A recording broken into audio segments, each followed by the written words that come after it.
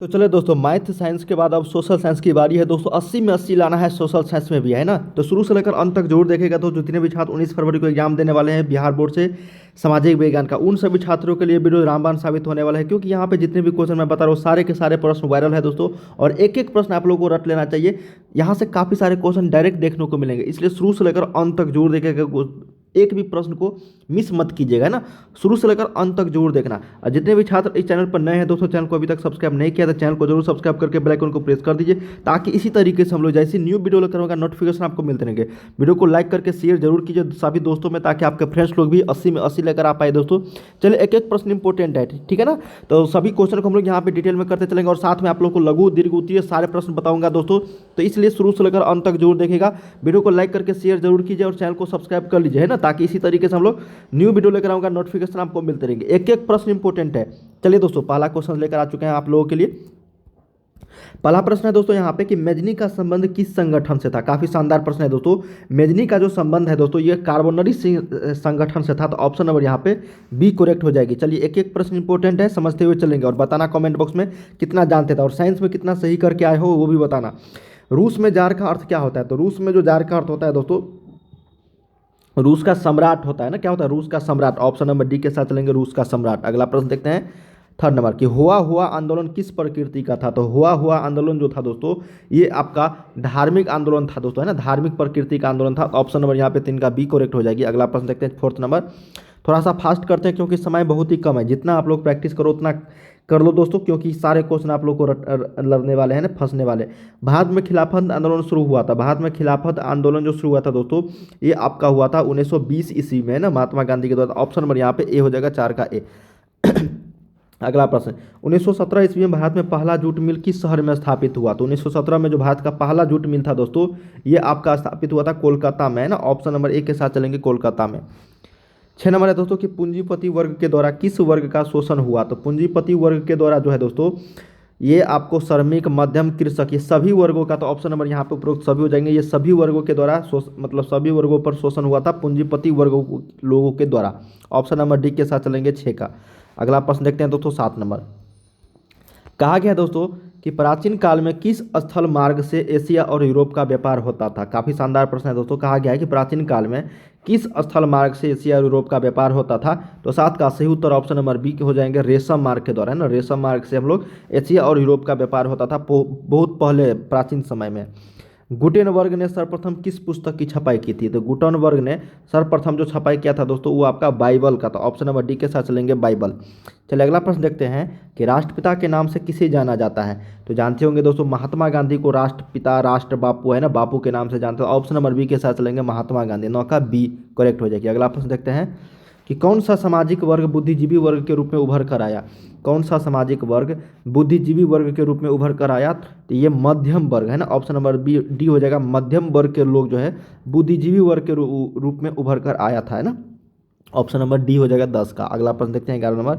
कहा गया दोस्तों कि जब हम लैंगिक विभाजन की बात करते हैं तो हमारा अभिप्राय क्या होता है। जब हम लैंगिक विभाजन की बात करते हैं तो ये होता है दोस्तों समाज द्वारा स्त्रियों और पुरुषों को दी गई असमान भूमिकाएं। और ऑप्शन है दोस्तों यहाँ पे सी और डी, उसको भी पढ़ लेते हैं, ठीक है ना।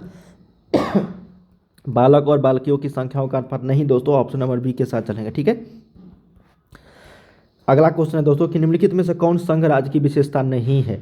तो संघ राज्य की जो विशेषता नहीं है दोस्तों ये आपका एकहरी शासन व्यवस्था। ऑप्शन नंबर सी के साथ चलेंगे, सॉरी, संघ राज्य की ये शक्तियों का विभाजन दोस्तों, है ना, शक्तियों का विभाजन। यहाँ पे बी हो जाएगा, शक्तियों का विभाजन। ये सारे हैं दोस्तों, लेकिन शक्तियों का विभाजन ये संघ राज्य की विशेषता नहीं है। तो यहाँ पे 12 का ऑप्शन नंबर बी के साथ चलेंगे।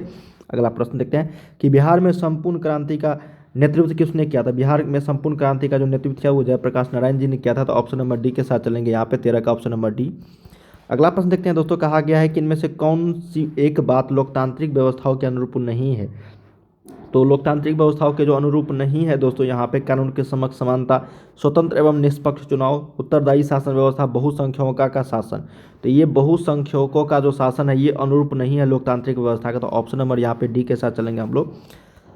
अगला प्रश्न देखते हैं दोस्तों। कहा गया है कि भारत एक लोकतांत्रिक राज्य है, निम्नलिखित में से किसमें यह घोषणा की गई है। तो ये किया गया है दोस्तों आपको प्रस्तावना में। किसमें, तो ये प्रस्तावना में किया गया है भारत एक लोकतांत्रिक राज्य है। अगला प्रश्न देखते हैं दोस्तों। कहा गया है कि किस लोकसभा चुनाव के बाद महिलाओं की भागीदारी 10% से अधिक हो गई थी। तो किस लोकसभा चुनाव के दौरान भागीदारी जो है महिलाओं की 10% से अधिक हो गई थी, तो वो था आपकी 16वीं लोकसभा। तो ऑप्शन नंबर ए के साथ चलेंगे हम लोग। अगला प्रश्न देखते हैं दोस्तों, कहा कि निम्नलिखित में से कौन राष्ट्रीय दल है। राष्ट्रीय मतलब जो पूरे भारत स्तर पर दल है वो आपका भारतीय जनता पार्टी हो जाएगा। जदयू, ये डीएमके लोग, ये सारे क्षेत्रीय पार्टी है। कौन सा? क्षेत्रीय पार्टी है दोस्तों, याद रखिएगा, क्षेत्रीय पार्टी। और ये है दोस्तों आपका राष्ट्रीय पार्टी, ठीक है, राष्ट्रीय दल, डी हो जाएगा यहाँ पे। अगला प्रश्न, लोकतंत्र का प्राण किसे कहा गया है। तो लोकतंत्र का जो प्राण कहा गया है दोस्तों, वो आपको राजनीतिक दल, सामाजिक दल, मानवीय दल या फिर नागरिक दल। 18 का करेक्ट आंसर हो जाएगा राजनीतिक दल, है ना। तो यहाँ पे ऑप्शन नंबर क्या हो जाएगा दोस्तों, तो राजनीतिक दल यहाँ पे आंसर हो जाएगा दोस्तों, ऑप्शन नंबर ए, है ना। अगर रहता संविधान तो वो भी आंसर हो जाता, संविधान को भी लोकतंत्र का प्राण कहा गया है, लेकिन राजनीतिक दल भी हो जाएगा यहाँ पे 18 का ए। अगला प्रश्न देखते हैं कि दोस्तों कि भारत में संघ एवं राज्यों के बीच जो अधिकारों का विभाजन कितनी सूचियों में किया गया है। तो 19 का करेक्ट आंसर हो जाएगा ऑप्शन नंबर ए, संघ सूची, राज्य सूची और समवर्ती सूची। ऑप्शन नंबर ए, 3 सूचियों में किया गया विभाजन। अगला है कि निम्नलिखित में से कौन लोकतंत्र में रंगभेद के विरोधी नहीं थे दोस्तों। इसका राइट आंसर हो जाएगा जेड गुड्डी, है ना। जेड गुड्डी जो थे ये लोकतंत्र में रंग विरोधी नहीं थे, रंग के विरोधी, रंगभेद के विरोधी। अगला प्रश्न है कि सासाराम नगर का विकास हुआ था। तो सासाराम नगर का जो विकास हुआ था दोस्तों, वो हुआ था आपका मध्य युग में। तो ऑप्शन नंबर ए के साथ चलेंगे, मध्य युग में, ठीक है ना। अगला प्रश्न देखते हैं 22 नंबर, कहा गया है कि अविभाजित बिहार में निम्नलिखित में कौन एकमात्र नियोजित नगर था, है ना। अविभाजित, जब विभाजित नहीं किया गया था दोस्तों, जब बिहार और झारखंड एक ही था ना, उस समय की बात हो रही है। कौन सा एकमात्र नियोजित नगर था, तो वो था दोस्तों आपका कौन सा, जमशेदपुर। ऑप्शन नंबर सी, जो अब झारखंड में चला गया। अगला प्रश्न देखते हैं कि पटना हवाई अड्डे का क्या नाम है। तो जयप्रकाश नारायण अंतर्राष्ट्रीय हवाई पतन है दोस्तों। तो ऑप्शन नंबर ए के साथ चलेंगे यहाँ पे। पटना हवाई अड्डा नहीं है, जयप्रकाश नारायण अंतर्राष्ट्रीय हवाई पतन है, ठीक है ना। चलिए अगला प्रश्न देखते हैं दोस्तों, कहा गया है बिहार में रज्जू मार्ग कहाँ है। तो बिहार में रज्जू मार्ग जो है दोस्तों राजगीर में है ना, रज्जू मार्ग। तो ऑप्शन नंबर यहाँ पे 24 का बी के साथ चलेंगे। अगला प्रश्न देखते हैं दोस्तों कि बिहार में खनिज तेल, रज्जू मार्ग रबर के द्वारा बना मार्ग होता है दोस्तों, जो लचीला होता है। अगला है बिहार में खनिज तेल मिलने की जो संभावना है कहाँ से, हिमालय क्षेत्र में, उत्तर बिहार मैदानी में, दक्षिण बिहार मैदानी में या फिर दक्षिण बिहार की पहाड़ियों में।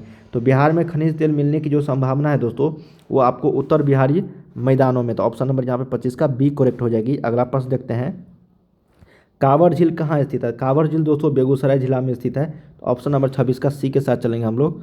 27 देखते हैं दोस्तों, कहा गया कि संजय गांधी जैविक उद्यान किस नगर में स्थित है।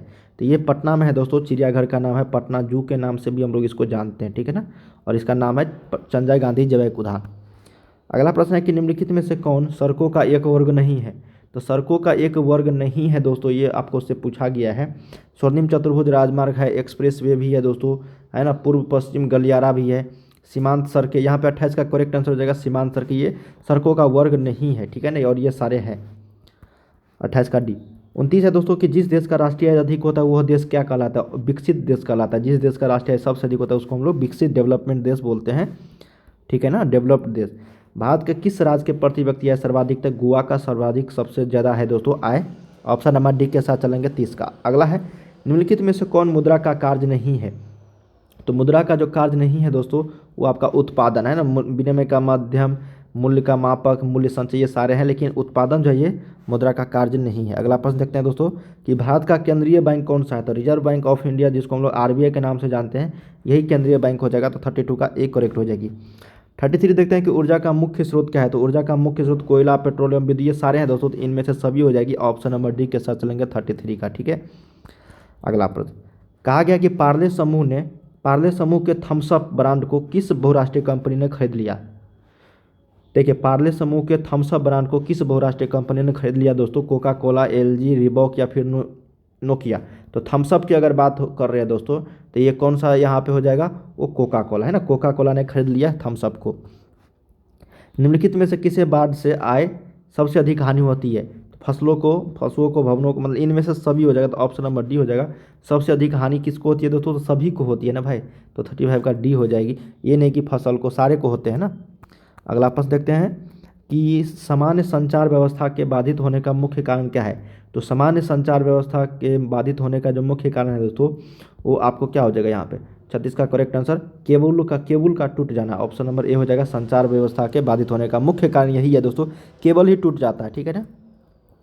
आग से जलने की स्थिति में किस प्राथमिक उपचार की आवश्यकता है, तो ठंडा पानी डालना चाहिए दोस्तों। तो ऑप्शन नंबर ए हो जाएगा यहाँ पे 37 का क्या हो जाएगा, ए दोस्तों, है ना। स्टार्टिंग में अस्पताल तो समझिए चलो बाद में पहुँच जाएगा, लेकिन सबसे पहला क्या कार्य है, प्राथमिक उपचार, उस पर ठंडा पानी डालना।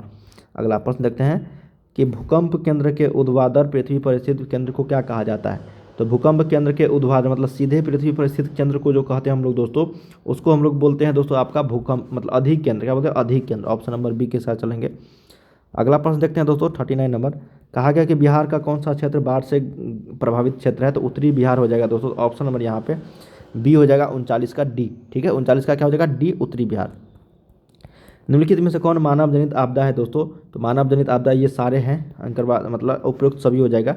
सांप्रदायिक दंगे, आतंकवाद और महामारी, इनमें से सभी हो जाएंगे ऑप्शन नंबर डी के साथ। चलिए दोस्तों अब हम लोग यहाँ पे सब्जेक्टिव टाइप क्वेश्चन के मतलब शॉर्ट और लॉन्ग देखिए दोस्तों, काफ़ी सारे क्वेश्चन यहाँ से पूछे गए हैं। लघु उत्तरीय दीर्घ उत्तरीय में आप लोगों को काफ़ी सारे इंपॉर्टेंट क्वेश्चन यहाँ से पूछे जाएंगे। 80 क्वेश्चन में आपको 40 रहते हैं दोस्तों लघु उत्तरीय और 40 रहते हैं आपका दीर्घ उत्तरीय, मतलब शॉर्ट टाइप, और 40 में लघु और दीर्घ उत्तरीय, ठीक है ना। तो ये याद रखिएगा। देखिए पहला क्वेश्चन है यहाँ पे, यूरोप में राष्ट्रवाद को फैलाने में नेपोलियन बोनापार्ट किस तरह सहायक हुआ था। काफ़ी इंपॉर्टेंट क्वेश्चन है दोस्तों, याद रख लीजिएगा। चलिए अगला प्रश्न है कि समाजवाद तथा साम्यवाद से आप क्या समझते हैं। ये भी क्वेश्चन काफ़ी बार पूछा गया है। हो ची मिन्ह मार्ग क्या है दोस्तों, ये भी काफ़ी शानदार प्रश्न है दोस्तों, दोनों आप लोग को याद रखना, ठीक है। साइमन कमीशन क्या था, है ना, बहुत ही इंपॉर्टेंट क्वेश्चन। साइमन कमीशन क्या था, उससे वापस जाओ के नारे क्यों लगाए गए थे, है ना, साइमन कमीशन। कुटीर उद्योग का महत्व क्या है, संक्षेप में लिखिए। ये भी सारे इंपॉर्टेंट प्रश्न। अब यहाँ पे दीर्घ उत्तरीय प्रश्न है दोस्तों कि शहरी जीवन में किस प्रकार के सामाजिक बदलाव आए हैं, है ना, इसको आप लोग को विवेचना करना है। यहाँ पे मुद्रण क्रांति ने आधुनिक विश्व को कैसे प्रभावित किया, ये देखो इस तरह के प्रश्न आप लोगों से पूछे गए हैं, ठीक है ना। अब देखिए यहाँ पे सूचना के, ये बहुत ही इंपॉर्टेंट प्रश्न है दोस्तों, सूचना के अधिकार आंदोलन के मुख्य विषय क्या थे, सामाजिक भेदभाव एवं विविधता की उत्पत्ति कैसे उत्पन्न होती है, ये भी सारे इंपॉर्टेंट क्वेश्चन है, ठीक है ना। अब लोकतंत्र किस प्रकार के प्रति उत्तरदायी है दोस्तों, अपना विचार प्रकट करें, ये भी काफ़ी इंपॉर्टेंट प्रश्न है। अब चलिए यहाँ पे, अब देखिए क्वेश्चन है दोस्तों कि राजनीतिक दलों का राष्ट्रीय विकास में क्या योगदान है, नगर निगम के प्रमुख कार्यों के लिखे। ये आप लोग को पॉलिटिकल साइंस से आ जाता है क्वेश्चन दोस्तों, है ना। अब अर्थशास्त्र से देखिए कि अर्थव्यवस्था के विभिन्न प्रकारों का संक्षेप में वर्णन करें, मुद्रा का आर्थिक महत्व क्या है, भारत में सहकारिता आंदोलन कैसे शुरू हुआ, ये भी क्वेश्चन पूछा जाता है दोस्तों। और हाँ एक क्वेश्चन देखिए, सेवा क्षेत्र के विकास में शिक्षा की क्या है भूमिका, बहुत ही इंपॉर्टेंट भूमिका है दोस्तों, इसको आप लोग को विवेचना करना है। वैश्वीकरण की, ये भी काफ़ी इंपॉर्टेंट है, वैश्वीकरण के मुख्य अंगों का वर्णन करना है। अब देखिए दोस्तों ये आपको हरित क्रांति बहुत इंपॉर्टेंट है, हरित क्रांति पूछा जाता है। और जल प्रदूषण को नियंत्रित करने के उपायों का, ह्रासोन्मुख वन संपदा के कारणों का उल्लेख, धात्विक तथा अधात्विक खनिजों में अंतर बताइए, काफ़ी इंपॉर्टेंट प्रश्न है। तो और बिहार में कितने प्रकार के फसलें पाई जाती है, उपजाई जाती है, ये भी आप लोगों से पूछा जाता है, ठीक है ना। अब देखिए यहाँ पे क्वेश्चन है कि बिहार में प्रमुख ऊर्जा स्रोतों का वर्णन कीजिए, है ना। अगला क्वेश्चन है कि बिहार में वन्य जीवों के संरक्षण पर विस्तार से वर्णन करें। इस तरह के प्रश्न को एक बार जरूर देख लीजिएगा दोस्तों। हाँ और देखिए ये भूकंप से किन्हीं, ये तो इम्पोर्टेंट है दोस्तों, अर्थव्यवस्था मतलब आपदा प्रबंधन से ये क्वेश्चन पूछता है, याद रख लीजिएगा, ठीक है ना। और ये दो क्वेश्चन और, सामान्य संचार व्यवस्था के बाधित होने के कारणों का संक्षेप में लिखिए। अभी जस्ट हम लोगों ने केबल का टूट जाता है ना, बाढ़ आ जाती है उससे, तूफान आ जाता है तो उससे केबल टूट जाता है, ये सारे आप लोगों को लिखना है। आग लगने की स्थिति में क्या प्रबंधन करना चाहिए, पता है ना, आग लगने की स्थिति में पानी डालना चाहिए, पानी का स्टोर जो है यहाँ पे रहना चाहिए दोस्तों, और काफ़ी सावधानी होनी चाहिए। इस तरह के आप लोग अपने मन से कुछ लिख दो, है ना। तो इस तरह के प्रश्न आप लोगों को मैंने बताया। तो चलिए दोस्तों आज के लिए बस इतना ही, मिलते हैं हम लोग नेक्स्ट वीडियो में दोस्तों, और आप लोगों का एग्जाम बहुत ही अच्छा जाएगा, है ना। इस तरह के प्रश्न मैं आप लोगों को काफ़ी सारे यहाँ पे लेकर आने वाला हूँ। तो जितने भी छात्र अभी तक चैनल को सब्सक्राइब नहीं किया तो कर लीजिए दोस्तों, वीडियो के नीचे लाल रंग में सब्सक्राइब बटन होगा दबा के, और नोटिफिकेशन सेलेक्ट कर लीजिए ताकि नोटिफिकेशन आपको मिलते रहेंगे। चलिए दोस्तों मिलते हैं हम लोग नेक्स्ट वीडियो में, तब तक के लिए जय हिंद जय भारत, और तैयारी करते रहिए, ठीक है।